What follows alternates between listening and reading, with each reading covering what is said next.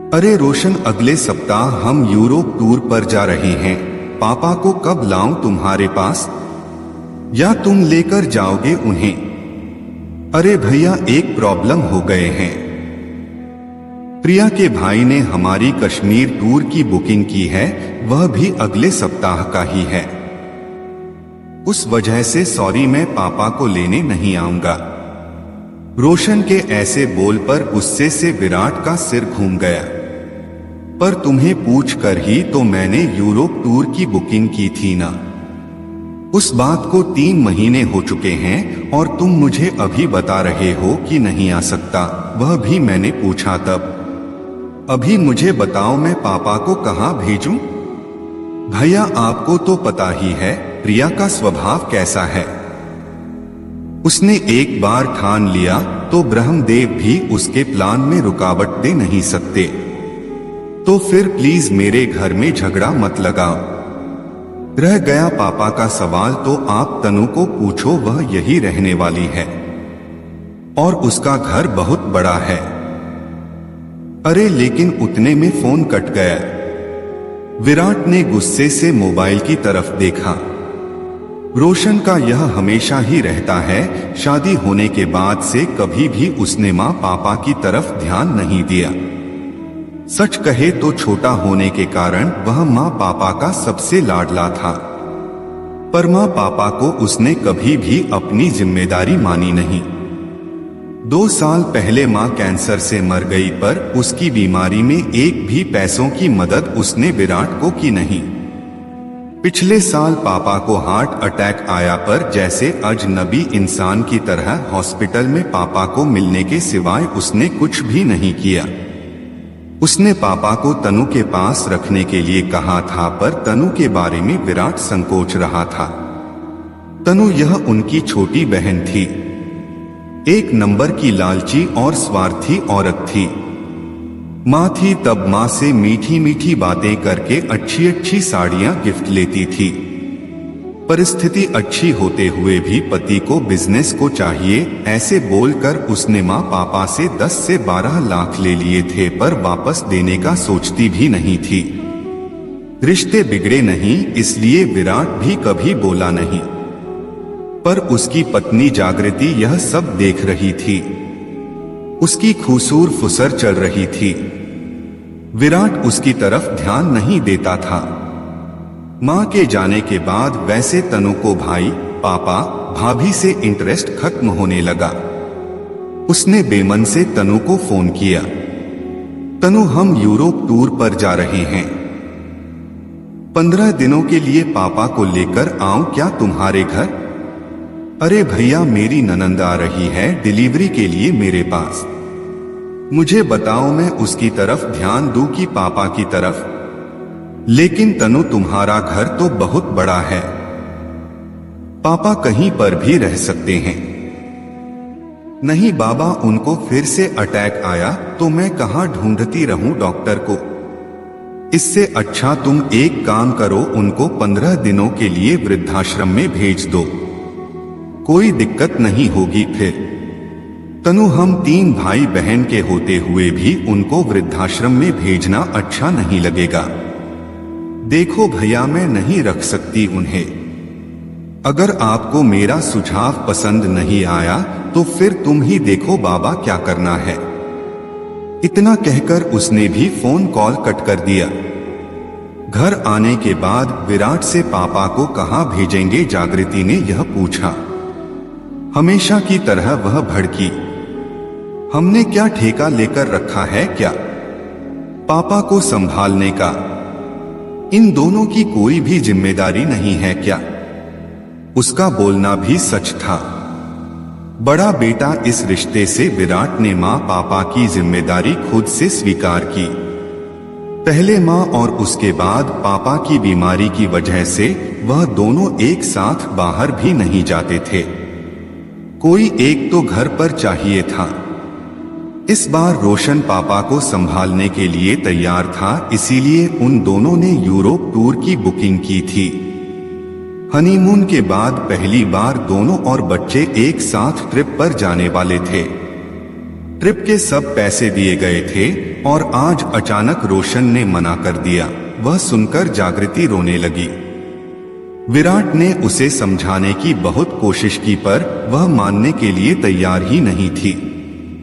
मुझे कुछ नहीं पता, कुछ भी करो हम ट्रिप पर जाएंगे ही जाएंगे। पापा को पोता पोती से सब बातें मालूम पड़ी। वह विराट को बोले, अरे क्यों इतनी टेंशन ले रहे हो तुम? रहूंगा मैं अकेला, जाओ तुम सब। ऐसा क्यों बोल रहे हो पापा?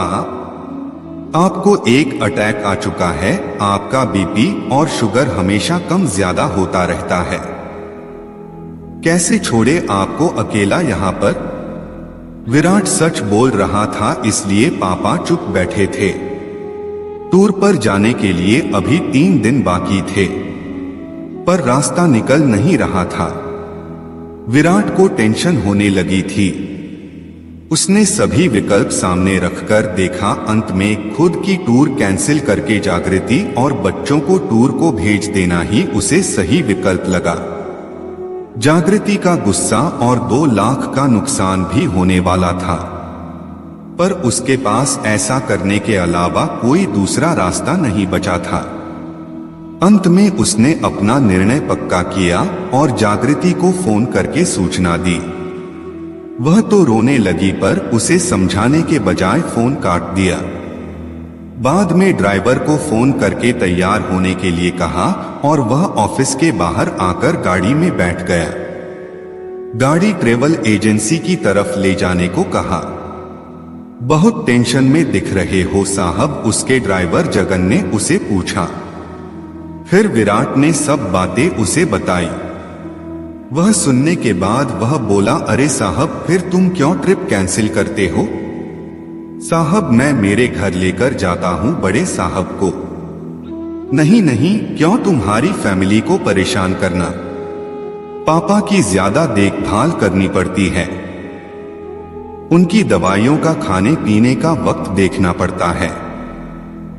अरे साहब उसमें क्या है, हम भी अपने पिताजी का करते हैं ना, उनका भी बाईपास हुआ है, आपको भी पता है यह सब। मेरे पिताजी बड़े साहब को पहचानते हैं, दोनों की अच्छी दोस्ती हो जाएगी। देखो वह कुछ नहीं, मैं बड़े साहब को लेकर जाऊंगा। एक ड्राइवर के घर पापा को भेजना विराट को कुछ अच्छा नहीं लगा, लेकिन ड्राइवर का हट देखकर उसने पापा को ही पूछकर फैसला लेना सही समझा। ठीक है चलो गाड़ी घुमाओ, हम पापा को भी पूछते हैं। वह रेडी हो जाए तो मुझे कोई हरकत नहीं है। जगन बहुत खुश हुआ। घर जाकर उसने बड़े साहब से पूछा, पापा भी तैयार हो गए? वह बोले, जगन के परिवार को कोई दिक्कत नहीं होगी तो मैं जाने के लिए तैयार हूं। टूर के दिन जगन बड़े साहब को लेकर उसके घर ले गया। बाद में उसने विराट और परिवार को एयरपोर्ट पर छोड़ आया। घर जाते वक्त उसने विराट को विश्वास दिलाया, चिंता मत करो साहब, बड़े साहब एकदम आराम से रहेंगे। टूर के दौरान भी विराट उसके पापा को फोन करके हाल पूछता था।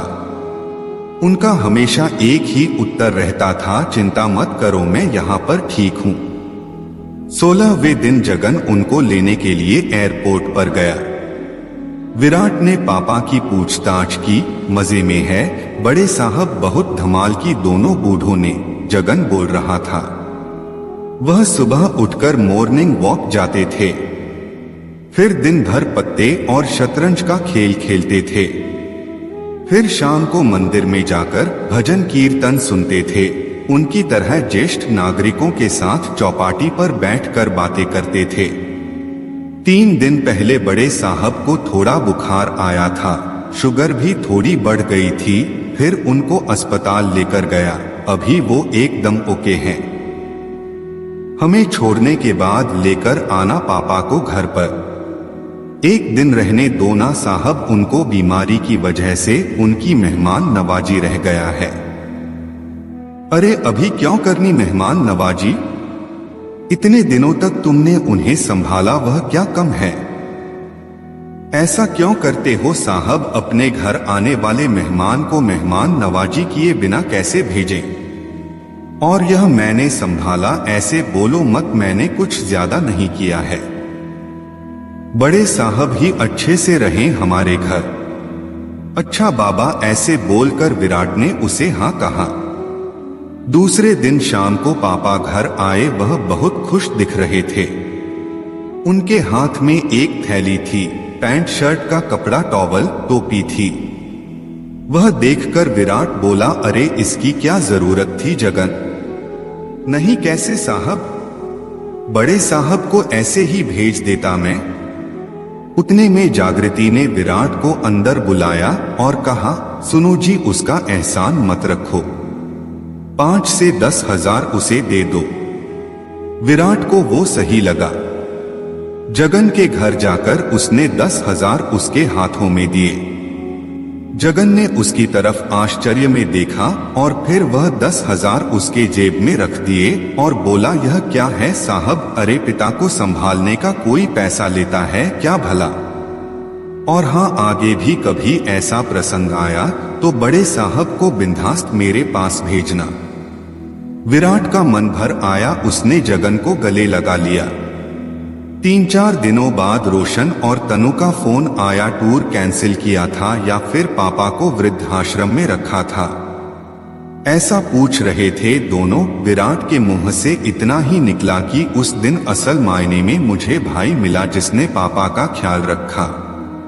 प्रिय दर्शक बंधु, यह कहानी आपको कैसी लगी कमेंट में हर हर महादेव और अपनी राय जरूर देना। मिलते हैं अगली वीडियो में एक नई कहानी ज्ञान चर्चा के साथ। आप सभी का बहुत बहुत धन्यवाद।